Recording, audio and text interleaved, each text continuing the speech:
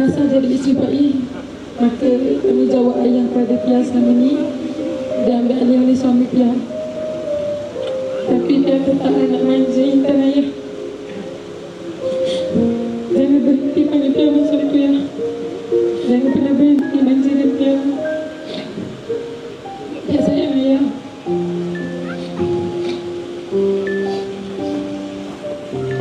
Untuk ibu, terima kasih ibu. Korbankan nyawa dan darah ibu demi keluarga Pia.